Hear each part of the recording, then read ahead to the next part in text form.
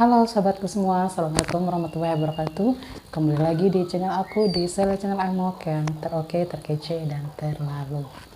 Oke, sahabatku semua, di sini aku mau share ke teman-teman tentang kenaikan biaya materai yang awalnya 3.000 6.000 sekarang ditetapkan satu tarif yaitu 10.000.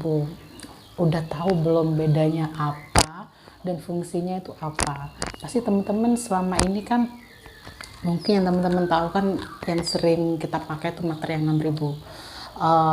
Cuma di kali ini aku akan share ke teman-teman semua apa bedanya materai 6.000, 3.000 dan wacana atau rencana dari pemerintah untuk menaikkan biaya tarif materai itu sebesar 10.000. Oke sahabatku semua, jangan lupa untuk like, comment, dan subscribe ya, karena semuanya itu gratis, dan nanti di sini aku akan share ke teman-teman semua tentang apa yang sekarang lagi heboh dan gimana sih kita menyikapinya.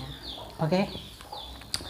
Nah, penggunaan materai atau biaya materai di sini diatur dalam Undang-Undang Nomor 13 tahun 1985 tentang biaya materai ya. Biaya materai itu merupakan pajak dokumen ya dibebankan oleh negara untuk dokumen tertentu. Jadi untuk dokumen yang sah itu nggak harus bermaterai ya sebenarnya. Cuman kalau misalkan nggak ada materainya tuh nggak bisa dijadikan sebagai alat bukti di pengadilan. Jadi seperti itu ya sahabatku.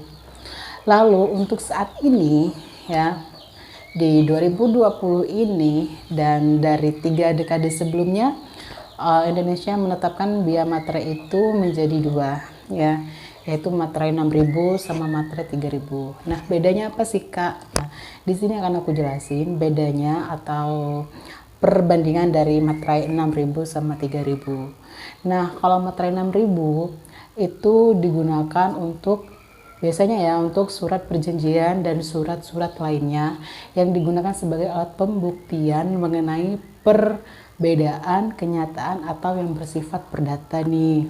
Terus yang kedua, itu digunakan oleh akta notaris termasuk salinannya.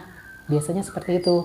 Lalu yang ketiga, akta yang dibuat oleh PPAT ya, termasuk rangkap-rangkapnya itu menggunakan materai 6.000. Lalu yang keempat, surat yang memuat jumlah uang ya, mulai dari penerimaan yang memuat jumlah uang itu penerimaan uang, terus mulai dari pelunasan hutang, pembukuan, serta pemberitahuan tentang saldo rekening dari bank dengan nominal di atas 1 juta. Ingat ya sahabatku semua, di atas 1 juta. Lalu yang kelima, dokumen yang digunakan sebagai alat pembuktian di muka pengadilan. Nah, itu menggunakan materai 6.000. Misalkan teman-teman mau buat perjanjian hutang piutang, terus biar nantinya ada pembuktian di pengadilan, teman-teman bisa menggunakan materai 6.000. Seperti itu ya. Itu contoh kecilnya gitu kan. Lalu selanjutnya digunakan untuk cek, biliet, dan giro ya. Terus yang selanjutnya, efek dengan nama ya. Efek dengan nama itu mungkin mengacu ke subjek ya atau objek. Efek dengan nama dan dalam bentuk apapun yang mempunyai harga nominal lebih dari 1 juta. Jadi berkaitan dengan subjek hukum ya.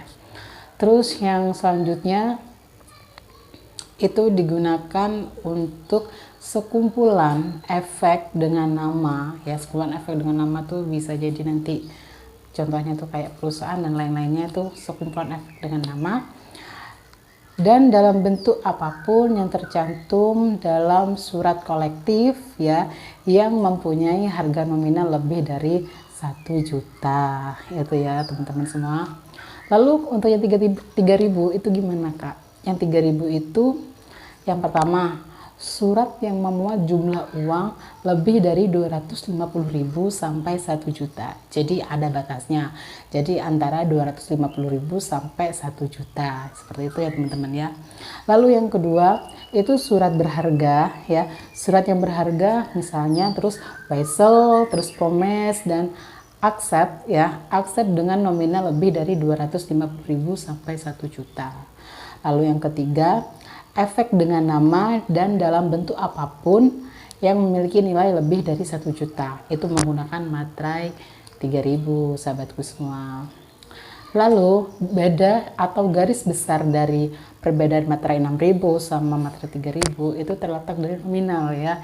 Secara garis besarnya aja gitu kan.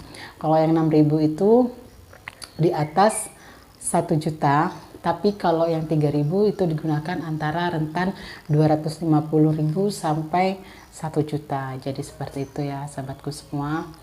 Lalu untuk rencana, nah balik nih tentang kenaikan ya, kenaikan materai yang 10.000 itu RUU yang diajukan kalau nggak salah tuh Kementerian Keuangan apa ya, Ibu Sri Mulyani kalau nggak salah, itu untuk sidang paripurna mengajukan untuk biaya penetapan materai di Indonesia itu satu tarif yaitu 10.000. Tapi sobatku semua jangan kaget karena itu ada batasannya ya. Cuman untuk berlaku atau tidaknya materai 6.000 sama 3.000 kita masih belum tahu karena masih belum diputuskan gitu kan. Lalu teman-temanku semua, untuk materai yang 10.000 itu digunakan atau ditetapkan nanti katanya sih ya, itu di Januari 2021. Nah, dan di situ juga ada pembatasannya, guys. Pembatasannya itu mengenai jumlah atau secara garis besarnya aja ya. Itu di atas 5 juta. Jadi selain nominalnya itu di atas 5 juta untuk materai 10.000, itu biaya materai itu juga berlaku untuk kertas dan non kertas. Artinya walaupun sekarang kan kita lagi digital semua nih, jadi walaupun kita transaksi melalui digital itu tetap dikenakan materai sebesar 10.000 juga. Terus sekedar sharing aja ya sahabatku semua, apakah dokumen yang tidak menggunakan materai itu tidak sah? Belum tentu. Karena apa? Dokumen yang tidak menggunakan materai pun itu bisa dikatakan sah, hanya saja tidak bisa dijadikan sebagai bukti di pengadilan.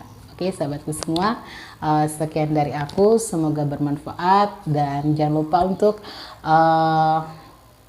berdoa agar semuanya kedepannya itu baik-baik saja ya. Dan jangan panik ya, jangan panik tentang kenaikan materai yang 10.000. Kok bisa sih sampai 10.000 gini. Itu kita semua jangan panik. Kita harus cooling down. Karena apa? Karena masih kebijakannya masih belum kita ketahui karena masih dalam RUU ya. Oke, jangan lupa untuk like, comment, dan subscribe. Ketemu lagi di konten aku selanjutnya ya. Jaga kesehatan selalu di era pandemi ini. Sekian dari aku. Assalamualaikum warahmatullahi wabarakatuh.